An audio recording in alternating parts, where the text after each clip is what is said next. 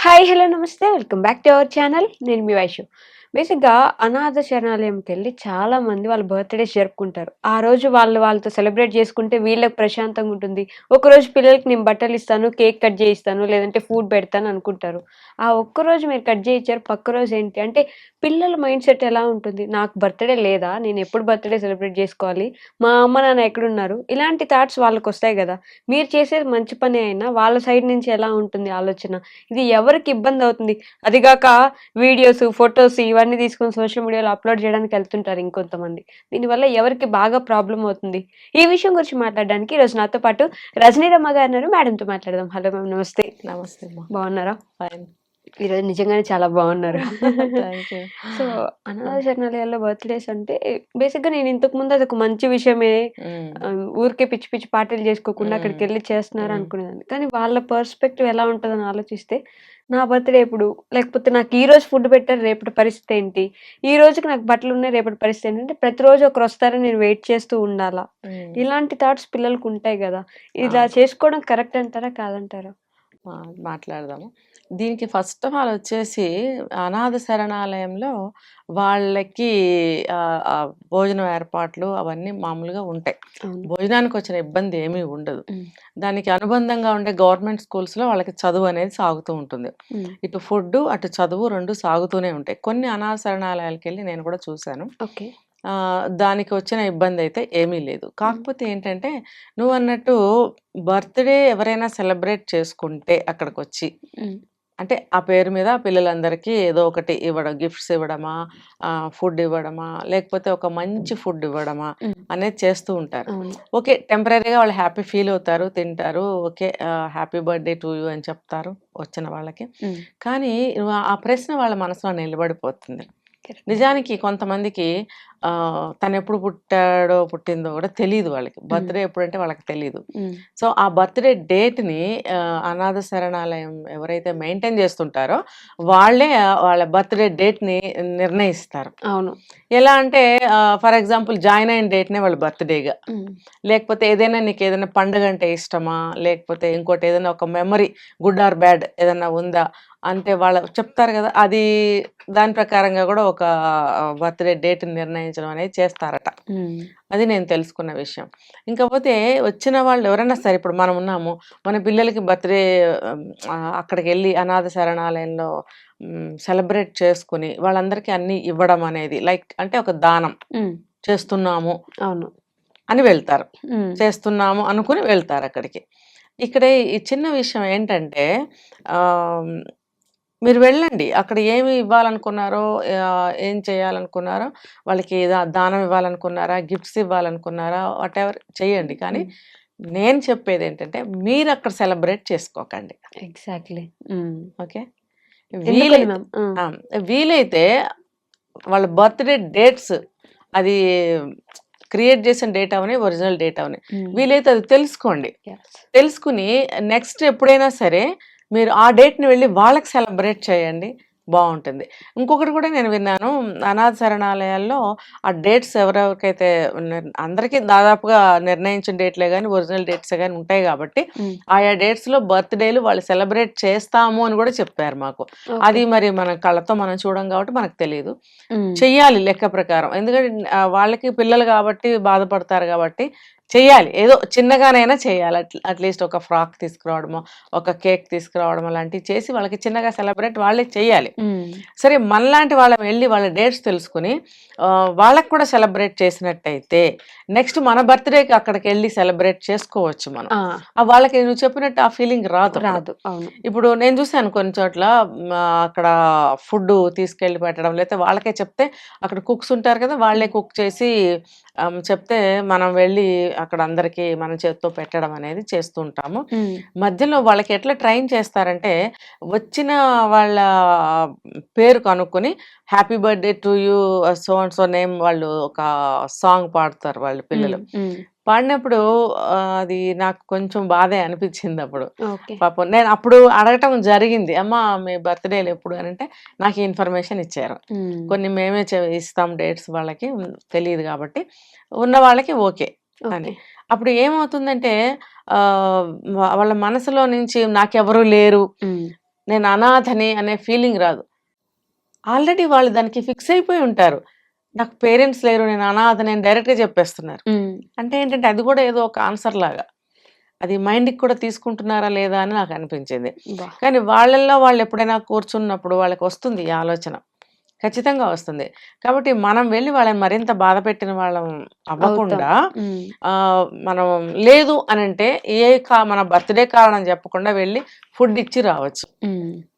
Food ఇచ్చి వాళ్ళకి happiness ఇచ్చి ఏదైనా గిఫ్ట్స్ ఇచ్చి బర్త్‌డే అట్లా రావచ్చు. చెప్పకుండా నార్మల్‌గా వెళ్ళిపోవచ్చు. లేదు వాళ్ళ బర్త్‌డేలు కనుక్కొని మనం వెళ్లి ఏదైనా చిన్నగా సెలబ్రేట్ చేయగలిగినట్లయితే నెక్స్ట్ మన పిల్లల్ని తీసుకెళ్ళి అక్కడ సెలబ్రేట్ చేయించొచ్చు. ఓకే. అయితే మన పిల్లలకు కూడా ఏంటంటే ఒక మంచి గుణాలని అలవాటు చేయాలి మనం. అవును. అక్కడికి తీసుకెళ్ళిన తర్వాత పిల్లలతో పలకరింపజేయటము, హాయ్ అని చెప్పడము, పేరు కనుక్కోవడము, అట్లా అంటే ఒక్క బర్త్‌డే రోజునే వెళ్ళటం కాదు. మామూలు రోజుల్లో కూడా ఎప్పుడైనా వెళ్ళి పిల్లలతో అక్కడ ఇంటరాక్షన్ చేసినట్లయితే వీళ్ళకి సమాజంలో, ఈ ప్రపంచంలో ఎలాంటి వాళ్ళు ఉన్నారు, మనం ఎలాంటి జీవితం గడుపుతున్నాము, అవును. వాళ్ళకంటే మనం ఎంత బెటర్‌గా ఉన్నాము అనే ఆలోచనతో ఉంటారు వాళ్ళు. ఇప్పుడు చాలా మంది పిల్లలు కొంచెం ఆస్తిపాస్తులు ఉన్న వాళ్ళ పిల్లలు చూసామంటే దాదాపుగా కొంచెం ప్రౌడ్‌గా, అవును. ఆ డబ్బంటే లెక్క లేకుండా నాకేంటి మాకెంత ఆస్తులున్నాయి అని మాట్లాడే పిల్లలు కూడా ఉన్నారు. అవును. అవును. పెద్దవాళ్ళంటే యూత్‌లో కూడా ఈ భావాలుంటాయి. ఇంకా పెద్దవాళ్ళలో సరే. కానీ పిల్లల్లో కూడా ఈ భావాలుంటే అది మంచిది కాదు. అందుకని ఏం చేయాలంటే ఇలాంటి వాళ్ళని అలాంటి చోటకి తీసుకెళ్ళి మనం పరిచయం చేయాలి. సమాజంలో ఎటువంటి పరిస్థితులున్నాయి, ఎలాంటి పిల్లలున్నారు, తల్లిదండ్రులు ఉండి లేని విధంగా ఉండేవాళ్ళు కొంతమంది. ఉండి కూడా వాళ్ళు పోషించలేక తీసుకొచ్చి అనాథాశరణాలలో పడేస్తారు. అవును. కొంతమందికి అసలు పేరెంట్స్ ఎవరో తెలీదు. అబ్బా! ఎలాగో ఎవరో తీసుకొచ్చి అక్కడ జాయిన్ చేస్తారు పసప్పుడే. వాళ్ళు అలా పెరుగుతూ ఉంటారు. ఇలా మనకి అన్నీ ఉన్నాయి. మనం ఒళ్ళు తెలియకుండా మనం ఎలా ప్రవర్తిస్తున్నామో, లేని వాళ్ళు ఇంతమందున్నారు ప్రపంచంలో అనేటువంటి ఒక దయార్ద్ర హృదయం వాళ్ళకి అలవాటవుతుంది. దాంతోటి ఏమవుతుందంటే ఎదుటి వ్యక్తిని ప్రేమించడము, వ్యక్తి ఏదైనా తప్పు చేస్తే క్షమించడము, వాళ్ళకి ఏదన్నా మనం ఇవ్వాలి, షేరింగ్ అన్నమాట. షేరింగ్ నేచర్ అనేది అలవాటు పడుతుంది. మన దగ్గర ఏదైనా ఒక 10 ఉందనుకో, ఒక రూపాయి ఏదన్నా మనం ఇద్దాము అనేటువంటి ఒక నేచరు.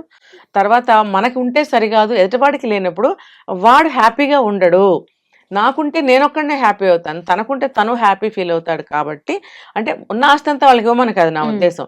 వాళ్ళతో కూడా అప్పుడప్పుడు ఇలా కలవడం వలన వాళ్ళకి కూడా కొంత హ్యాపీనెస్ వస్తుంది. నా ఫ్రెండ్ వస్తాడు, నాకు ఏదో ఒక పెన్ ఇస్తాడు, లేకపోతే ఏదో ఒక బుక్ ఇస్తాడు అనే ఆశతో ఉంటారు. అలా ఇవ్వడం వల్ల ఏమవుతుందంటే వాళ్ళ దృష్టిలో నువ్వు గొప్పవాడివి అవుతావు, ఒక మంచి స్నేహం నడుస్తూ ఉంటుంది. తర్వాత నీకు కూడా ఒక షేరింగ్ నేచర్ అలవాటు పడుతుంది. అవన్నీ లేకే కదా అనాథ శరణాలయాలు, ఓల్డ్ ఏజ్ హోమ్స్ పెద్దవాళ్ళని తీసుకెళ్ళి వదిలేయడం. ఒక దయ, క్షమ, ప్రేమించడం అనే లక్షణాలు, అంటే నా దగ్గర ఇంత ఉంటే కొంచెం ఇద్దాము అనే బుద్ధి కూడా కలుగుతుంది. ఉన్నవాళ్ళు చాలా మంది విపరీతంగా దానాలు చేస్తారు. కానీ అది పేరు కోసం చేస్తారో దేనికోసం చేస్తారో తెలియదు. కానీ ఇవ్వాలి అనే ఒక బుద్ధి, ఒక లక్షణం అనేది మనిషిలోకి రావాలి అని అంటే ఇలాంటి సంఘటనలు, ఇలాంటి వ్యక్తుల్ని కలుస్తూ ఉండాలి చిన్నప్పటి నుంచి. అప్పుడు పిల్లల్లో ఇటువంటి గర్వం అనేది రాకుండా ఉంటుంది, సమానత్వం అనేది వస్తుంది. అరే వాళ్ళు నాలాంటి వాళ్ళు, కొంతమంది అంటరాని వాళ్ళే చూస్తుంటారు. అలా చేయకుండా వాళ్ళలో ఒక మంచి లక్షణం కూడా కలిగే అవకాశం ఉంటుంది. తర్వాత బర్త్డేలు అనేవి నేను చెప్పినట్టు అలా చేసుకుంటే వీళ్ళకి హ్యాపీ ఉంటుంది, అవతల అనాథ శరణాలయంలో పిల్లలకు కూడా చాలా హ్యాపీగా ఉంటుంది. ఓకే. ముగ్గు అంటే ఎందుకు వేయాలి ఏంటి, మామూలుగా రోజు వేసుకుంటాం కదా అనే ఆలోచనలోనే ఉంటారు. స్పెషల్‌గా సంక్రాంతికి ముగ్గేయడానికి ఆ ముగ్గులు కూడా చాలా కలర్‌ఫుల్‌గా ఇల్లంతా కనిపించేలాగా, పక్కనింటి వాళ్ళకంటే పెద్దగా కనిపించేలాగా పోటీ పడి మరి వేస్తుంటారు. ఎందుకు వేసుకోవాలి మేము అసలు ముగ్గులు? సంక్రాంతికే కాదమ్మా, అసలు ముగ్గు ఎందుకు వేయాలి అనేది చాలా మందికి తెలియదు. ఓకే. అది ముగ్గు వేసుకునే ఆచారం ఇప్పటిది కాదు. ఇప్పుడు ఒక తెలుగు రాష్ట్రాల్లోనే కాదు, కొన్ని స్టేట్స్‌లో, కొన్ని రాష్ట్రాల్లో కూడా వేస్తూ ఉంటారు. ఇప్పుడు తమిళనాడు, మహారాష్ట్ర, కర్ణాటక, ఇప్పుడు మన తెలుగు రాష్ట్రాలు ఇట్లా వేస్తూ ఉంటారు. ఇంకా కొన్ని నార్త్ స్టేట్స్‌లో కూడా అక్కడక్కడ అన్నట్టు స్పెషల్ డేస్‌లో స్పెసిఫిక్‌గా కొన్ని ముగ్గులు వేసుకుంటూ ఉంటారు. వాళ్ళు ఒక అందం, అలంకారం, ఒక సంబరం కింద వేసుకుంటారని నేను అనుకుంటున్నాను నార్త్ ఇండియన్స్.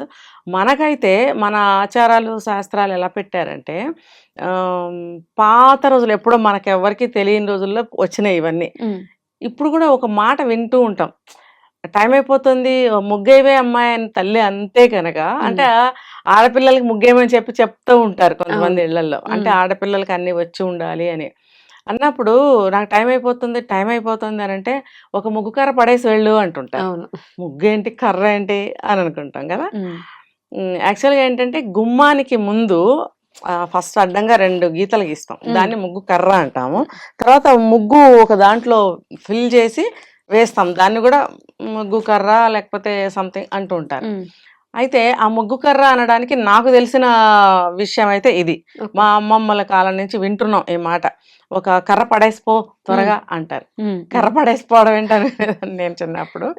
తర్వాత తెలుసుకుంటే అర్థం ఏంటంటే, ఈ ఇలా అడ్డంగా 2 గీతలు గీసిన తర్వాత ఏదైనా ఒక చిన్న ముగ్గు రెగ్యులర్ గా పెట్టుకునేవి చిన్న చిన్న ముగ్గులు వేసుకుంటారు. మళ్ళీ 4 పక్కల కూడా గీతలు 2 గీస్తూ ఉంటారు. అసలు ముగ్గు అదే. గీతల ప్లేస్ లో గీతల మీద ఇంకొంచెం డిజైన్ కూడా వేస్తున్నారు చాలా మంది. అసలైతే 2 ముగ్గు కర్రలు ఇలా వేస్తారు. చిన్న ముగ్గు వేసిన తర్వాత మళ్ళీ దానికి 3 పక్కల చిన్న చిన్న కర్రలు వేస్తారు. ఏంటంటే ఏదైనా సరే మన స్పెసిఫిక్ గా నేను చెప్పను, టూకీగా చెప్తాను. ఇంటిలోకి ఏదైనా దుష్ట శక్తి కానీ నమ్మకాలు ఉంటాయి కదా కొంతమందికి.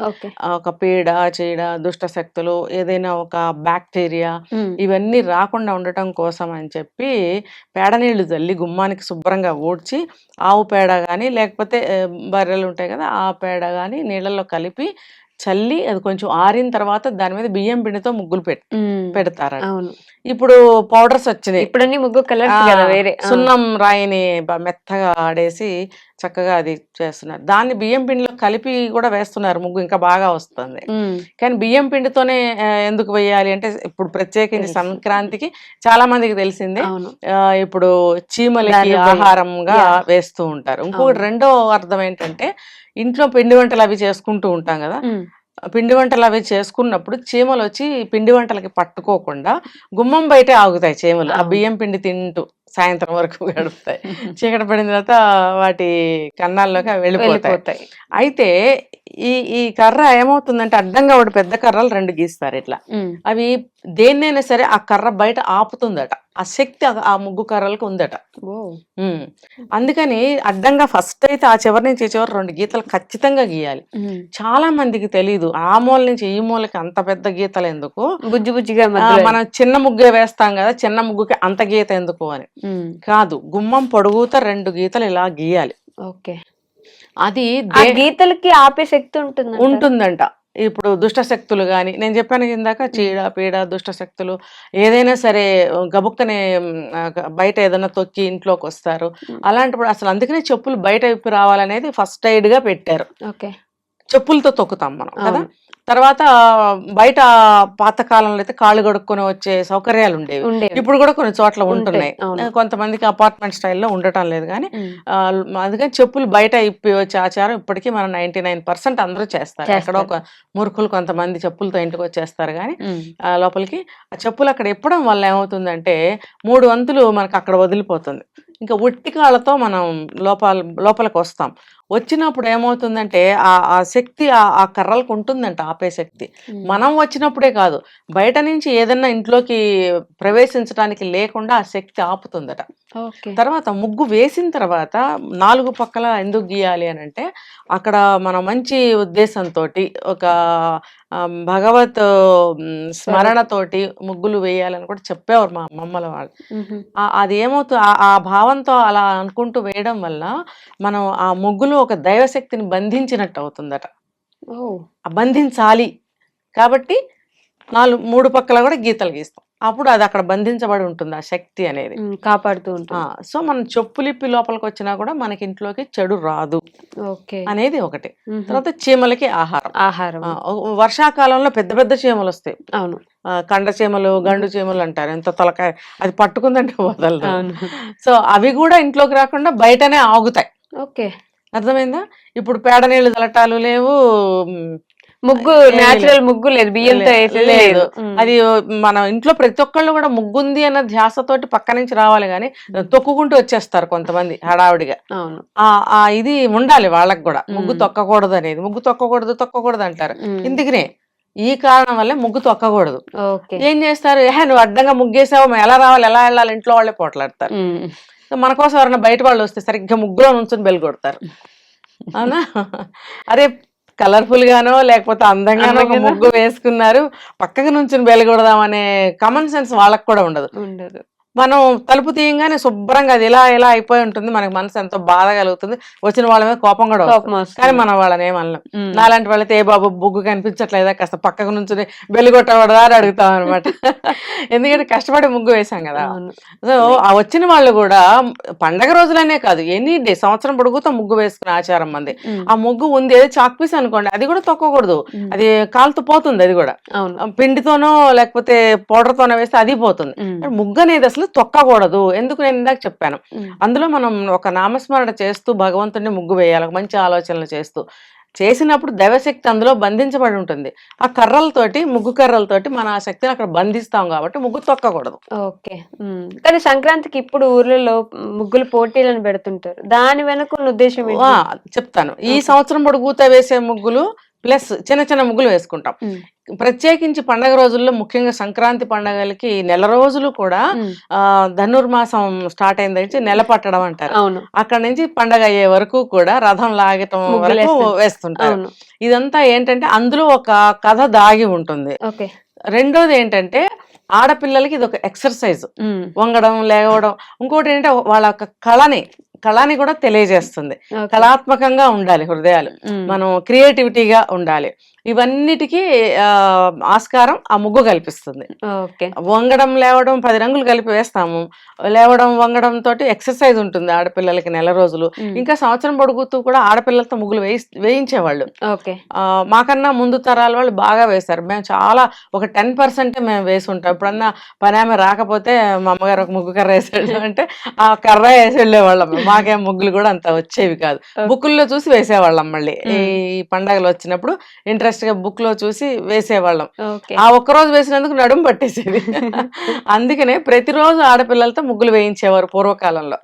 సంక్రాంతి పండగప్పుడు వాళ్ళల్లో ఉన్న కళాహృదయం, వాళ్ళల్లో ఉన్న క్రియేటివిటీ, వాళ్ళల్లో ఉన్న ఇంట్రెస్ట్, తర్వాత వంగి లేవటం వల్ల కలిగే ఎక్సర్సైజ్, ఇదంతా కూడా ఉపయోగం, దానివల్ల బెనిఫిట్. కాబట్టి ముగ్గులు వేయిస్తారు. ఇంకొకటి ఏంటంటే పోటీ పెట్టడం వల్ల, పోటీ ఉండడం వల్ల వీళ్ళల్లో ఉత్సాహం పెరుగుతుంది. నాకు ఫస్ట్ రావాలంటే నాకు ఫస్ట్ రావాలి, ఆ ఉత్సాహం ఉండటం వల్ల కూడా ముగ్గులు వేసి ఇంకా ముందుకి ఏమంటారు పోటీలో పాల్గొనడానికి అవకాశం అన్నమాట. ఇన్ని అర్థాలు ఉన్నాయి. అంతేగాని ఊరికే ఇప్పుడు పోటీ అంటే అప్పటికప్పుడు చూసి ప్రాక్టీస్ చేసి వేసేస్తున్నారు. ఇది కాదు అసలు, అలా ఉండేది. ముందు నుంచి ప్రిపేర్ అయ్యేవాళ్ళు. ప్రతి సంవత్సరం నెల రోజులు ముగ్గులు వేయడం వల్ల వాళ్ళకి చూడకుండానే ఎంత పెద్ద ముగ్గులన్నా వేసేస్తారు. రథం ముగ్గేస్తారు లాస్ట్ రోజు. ఇంకొకటి మా పని పిల్ల చెప్తుంది, చాప, సీతమ్మ వారి చాపాట, అది ఇక్కడ మొదలు పెడితే ఏ ఊరు వెళ్ళిపోతామో తెలియదు మాకు అని చెప్తున్నారు. అంటే అది అల్లిక కదా, ఎండ్ ఉండదు దానికి, వేసుకుంటూ పోతూ ఉంటారు.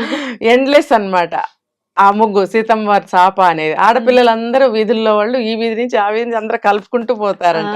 అది చూసారా ఆ పోటీ తత్వం, జనాన్ని కూడా కలుపుకుంటూ కదా, వాళ్ళు వీళ్ళందరూ పరిచయం అవుతూ ఉంటారు కదా, స్నేహభావం అదొకటి, ఎవరు విరోధాలు లేకుండా. ఇంకొకటి ఏంటంటే ఉత్సాహం కూడా బాగా ఉంటుంది వాళ్ళల్లో. అరే నాదైపోయింది, నీదైందా లేదా, ఇలా మాట్లాడుకుంటూ ఉంటారు. అలా కలపడం వల్ల ఏమవుతుందంటే నువ్వు అన్నట్టు అందరినీ కలుపుకోవాలి అనే మనస్తత్వం. కోపం ఉంటుంది ఎప్పుడన్నా ఒకసారి నీళ్ల దగ్గర, పంపుల దగ్గర గొడవ, లేకపోతే వాళ్ళ చెట్లు ఒక మందార మొగ్గ కోసుకుని వెళ్ళిపోయారన్న కోపం వచ్చినప్పుడు, నేను దాని చాపతో కలిపేదేంటి, నా రథం దాని రథంతో కలిపేదేంటి అని అనుకోకుండా ఇలాంటి పండగల ముగ్గుల సందర్భంలో కలిపేస్తారు. కలిపేసినప్పుడు పాత కోపాలు పోతాయి. ఊళ్ళల్లో బాగా తెలుస్తుంది ఇదంతా, మనకి ఇక్కడ తెలియదు. అలాగే రథం ముగ్గులు కూడా వేసినప్పుడు అవన్నీ కలుపుకుంటూ ఏదో ఊరు వెళ్ళిపోతారంట. నాకు బాగా నవ్వు వచ్చింది, సంతోషం వేసింది. ఏంటంటే అట్లా ఐకమత్యం అనేది కూడా, ఆ కలపడం అనేది ఐకమత్యం. ఇప్పుడు ఒక స్వామి రథం అంటే సూర్య రథం కింద మనం భావించేస్తాం. వేసినప్పుడు ఆ రథం ఒక్కళ్ళతో లాగలేరు కాబట్టి అందరూ కలిసి లాక్కెళ్ళాలి. అందుకని అందరు ఇళ్ళ ముందు రథం వేసి అందరు తాళ్ళు ఇక్కడ కలిపి కలిపేసి, అందరూ వెళ్ళిపోతారంట. అవును. అది బాగుంది నాకు. సో ఇలా ఇలా అంతరార్థాలు ఎన్నో ఉంటాయి అన్నమాట. ఒక ముగ్గు వెనక ఎన్ని ఉంటే ఇంకా వేరే విషయాలు ఎంత ఉంటుంది చూడాలి మనం. సో ఈ ముగ్గు వెనక ఇంత ఉంది కాబట్టి ఎవరైనా అమ్మాయిలు ఎప్పుడైనా పని మనిషికి ముగ్గులు వేయటం వదిలేయకుండా మీరు ముగ్గు వేసుకుంటే అది చాలా, నిజంగా చెప్తున్నాను వైష్ణవి, చాలా హ్యాపీనెస్ వస్తుంది. ఓకే. చాలా అంటే చాలా. వంగలేని వాళ్ళకి ఏం చెప్పలేం కానీ వంగగలిగి మంచి యాక్టివ్ గా పిల్లలు ఉంటారు కదా, నీలాంటి అమ్మాయిలు చక్కగా వేస్తుంటే చాలా అంటే చాలా బాగుంటుంది. వేసి అది ఎక్స్పీరియన్స్ చేయండి. Okay ma'am, thank you. And for more videos, Please subscribe to iDream. Please subscribe to iDream. Please subscribe iDream. And please subscribe to iDream. For more videos, subscribe to iDream. please like, share, and subscribe to the channel. Congratulations, iDream. subscribe to iDream. Subscribe to iDream. So subscribe to iDream Media. iDream ki iDream team అందరికి huge congratulations. Please subscribe iDream Media. Please subscribe to iDream. Subscribe iDream. Please subscribe to iDream.